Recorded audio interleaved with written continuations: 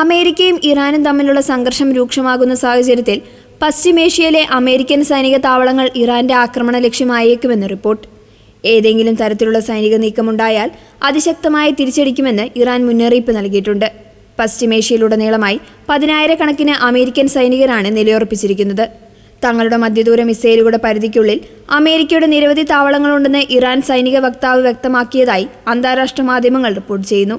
Iran ലക്ഷ്യമിടാൻ സാധ്യതയുള്ള മേഖലയിലെ പ്രധാന കേന്ദ്രങ്ങളിൽ ഖത്തർ, ബഹ്റിൻ, കുവൈറ്റ്, UAE എന്നിവിടങ്ങളിലെ താവളങ്ങൾ ഉൾപ്പെടുന്നു.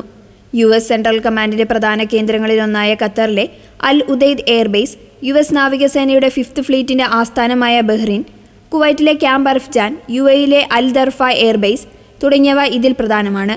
യുദ്ധവിമാനങ്ങൾ, ഡ്രോണുകൾ, വിപുലമായ നിരീക്ഷണ സംവിധാനങ്ങൾ എന്നിവയടങ്ങുന്ന വൻ സന്നാഹമാണ് അമേരിക്ക ഈ താവളങ്ങളിൽ ഒരുക്കിയിരിക്കുന്നത്.